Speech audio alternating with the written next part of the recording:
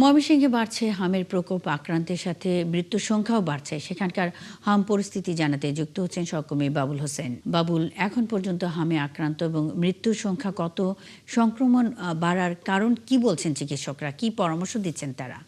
ময়মনসিংহের civil surgeon doctor Faisal Ahmed জানিয়েছেন যে এরই মধ্যে তাদের টিকাদান যে কার্যক্রম চলছিল সেটি শতভাগের বেশি তারা অর্জন করেছেন, কভারেজ হয়েছে, কিন্তু তারপরেও প্রকোপ থামছে না। আমরা দেখছি যে প্রতিদিনই ময়মনসিংহ মেডিকেল কলেজ হাসপাতালের যে আইসোলেশন ওয়ার্ড রয়েছে সেখানে গড় পড়তা 20 থেকে 30 জন নতুন করে ভর্তি হচ্ছেন হাম উপসর্গে, এবং এই মুহূর্তে 70 জনের বেশি শিশু চিকিৎসা নিচ্ছে।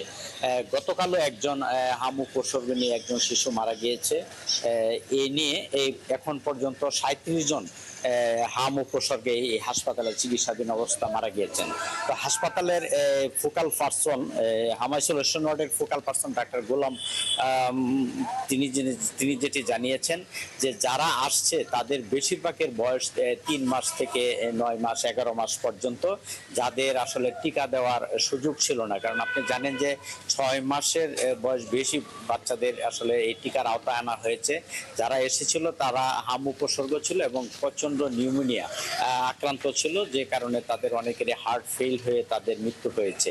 আরেকটি বিষয় জানিয়েছেন যে হাসপাতালের এই হাম আইসোলেশন ওয়ার্ডের জন্য এই যেটি খুব মারাত্মক ঝুঁকিপূর্ণ বাচ্চাদের জন্য আইসিইউ নেই, অর্থাৎ আইসিইউ সাপোর্ট না থাকার কারণে অনেক শিশু মারা যাচ্ছে, এমনটি কিন্তু হাসপাতাল কর্তৃপক্ষ বরাবরই বলে এসেছেন। আমরা যেটি দেখেছি যে হাসপাতালের একটি নতুন ভবনে একটি আইসিইউ এর যে স্থাপনা সেটি রয়েছে, কিন্তু প্রয়োজনীয় ভেন্টিলেটর এবং লোকবলের অভাবে কিন্তু সেটি চালু করা যাচ্ছে না। তো হাসপাতালের রোগী এর স্বজন যারা রয়েছে তারা অনেকে ক্ষোভ প্রকাশ করে বলেছেন যে আর কত শিশু মারা যাওয়ার পর মন্ত্রণালয় বা সরকার এই আইসিইউ চালু করার ব্যাপারে উদ্যোগ নেবে, এমন ক্ষোভ কিন্তু তারা বরাবরই বলেছেন। হাসপাতাল কর্তৃপক্ষ প্রশাসন যেটি বলছে যে তারা মন্ত্রণালয়ে এ ব্যাপারে একাধিক চিঠি চালাচালি করেছেন, কিন্তু এখন পর্যন্ত এটির জন্য প্রয়োজনীয় যে সাপোর্ট সেটি আসলে তারা পায়নি, যে কারণে এই হাসপাতালে এভাবে শিশু মারা যাচ্ছে একটি আইসিইউ এর অভাবে। তবে তারা যেটি আশা করছেন যে সরকার মন্ত্রণালয় দ্রুত এই হাসপাতালের যে আইসিইউ সেটি চালুর উদ্যোগ নেবে, এমনটি তারা আশা করছেন। মুন্নি।